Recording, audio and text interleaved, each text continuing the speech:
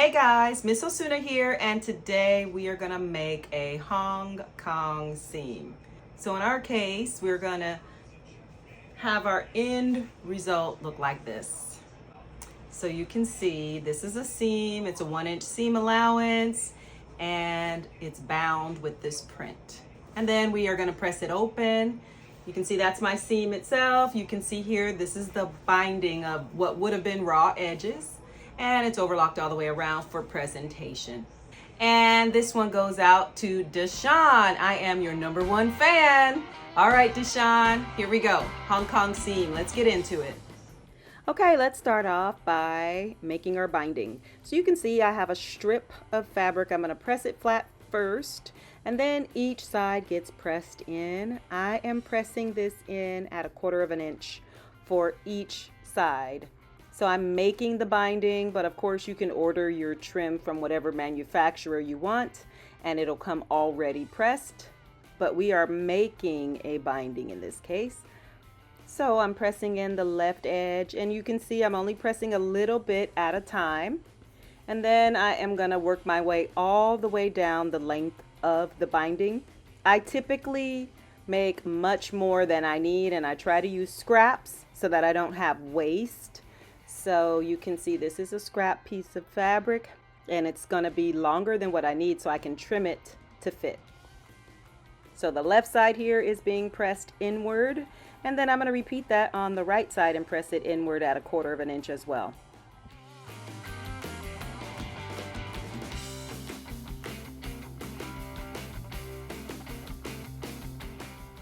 All right, so now I'm going to do the same thing on the opposite side. I just flipped it around and I'm pressing this in. Now both of my edges are going to be pressed in at 1/4 of an inch, and I'm going to work my way down the full length of my binding.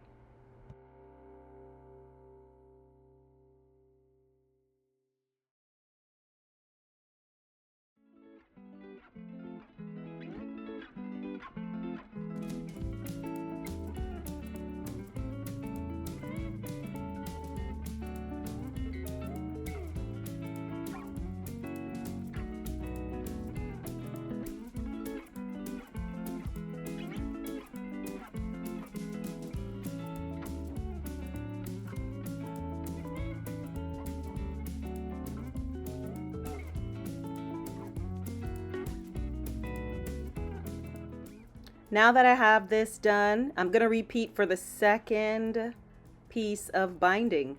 So starting with my outer edges, I'm going to press them in. I'm going to work my way down. 1/4 of an inch is the seam allowance. That's how much I'm pressing in. So I'm just going to repeat the process for the second binding. Your binding is one long strip, 20 inches, and then you can just cut it in half. So that 1/2 of it is going to be for one side of our seam. The other half will be for the other side of the seam.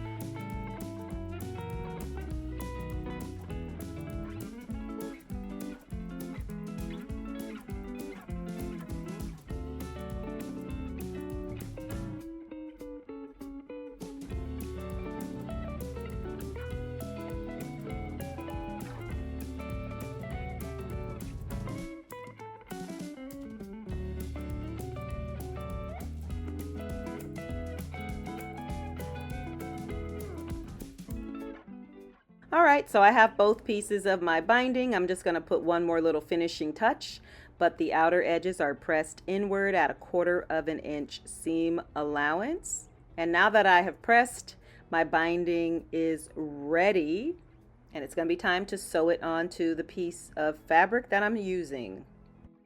So in this case, I'm using a purple piece of fabric and I'm going to line up those raw edges and sew the binding to the raw edge. That binding is going to be sewn at 1/4 of an inch because I pressed it at 1/4 of an inch so I can sew it exactly in that same spot. So one piece of binding is for one side of our fabric, the other for the other side. Okay, so once again, I pressed the binding at 1/4 of an inch inward and I'm sewing on that exact crease. So that's 1/4 of an inch seam allowance. Back stitch at the beginning, back stitch at the end.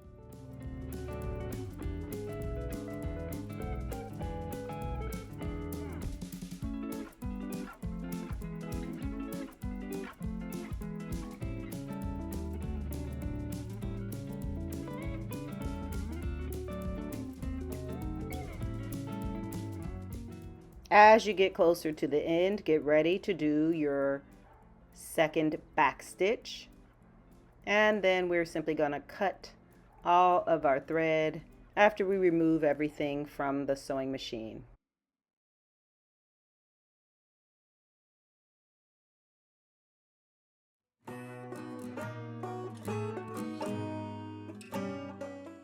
So now that I have finished sewing the entire length at 1/4 of an inch, you can see the seam is made. Now I am simply going to fold the binding over so that I can cover my stitch. And I'm just barely covering that stitch. Maybe I'm covering the stitch by 1/16 of an inch. So I have binding now covering the stitch that I originally made, and I'm going to sew that down 1/16 of an inch from the folded binding edge.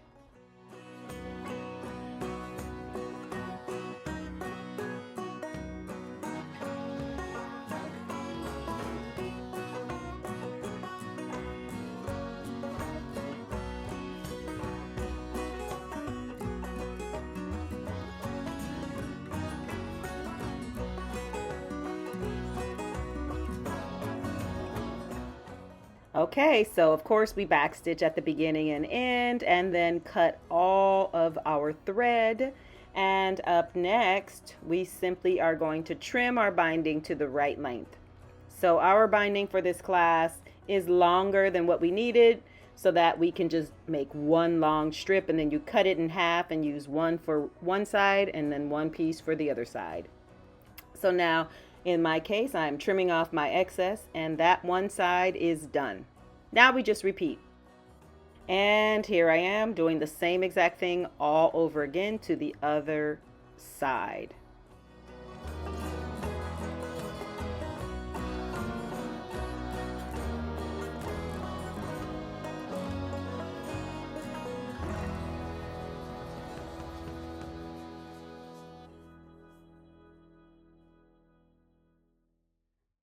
As we get close to the bottom, remember backstitch and then cut all of your thread. Always cut all thread as close as possible to the actual work.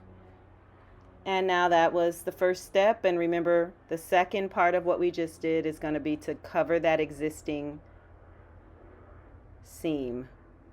So literally we made our seam here the second time around, and now we just fold that binding over, barely cover it, so that you can have a nice even binding on both sides of your fabric.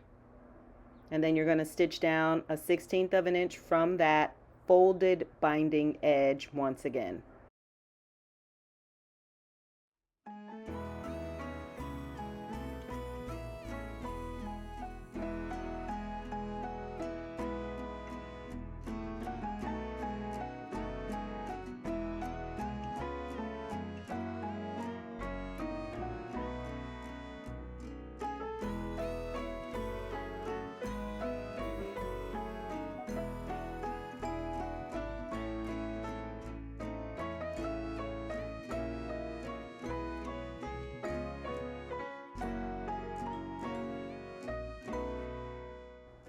All right, so now we're at the very end. Make sure you do your back stitch, and then when we're all done, cut all threads. Do it every single time so that you don't go back at the end and try to do it. Once something is sewn, it's very easy to miss a thread, and that is not a good situation. So cut as you go and cut as close as possible to your sewing work. And then now remember, we trim that binding. I always make it longer to start just for safety. So we trim that binding, and now you've done both sides. And now it's time for us to join our two pieces together. And we will be using a 1-inch seam allowance. All right, so 1-inch seam allowance is what we are using for this particular sample. And you want to line everything up, backstitch at the beginning and at the end, and sew this at a 1-inch seam allowance.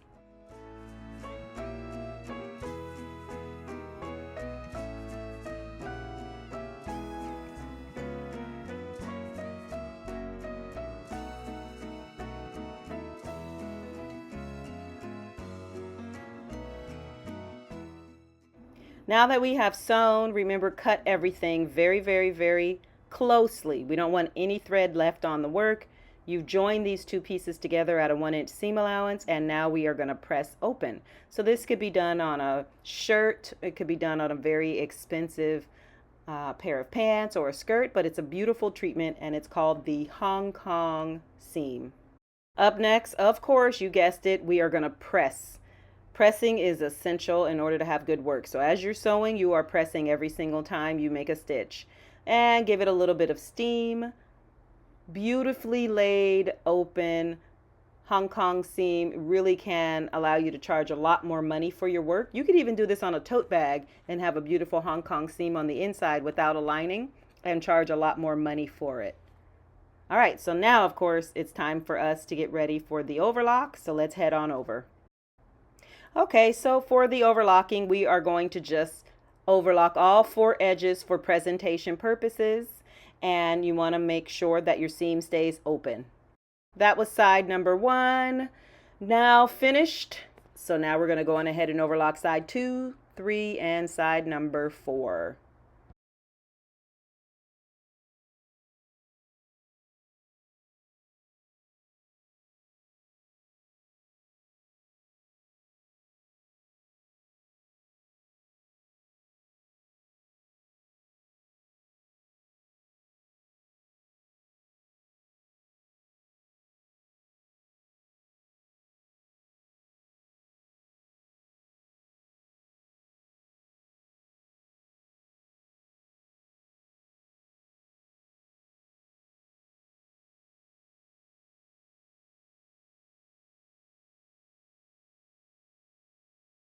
Okay, so we have overlocked all our sides, cut all our threads, and give it one good press, and you are done. That is your Hong Kong seam. I'll see you in class.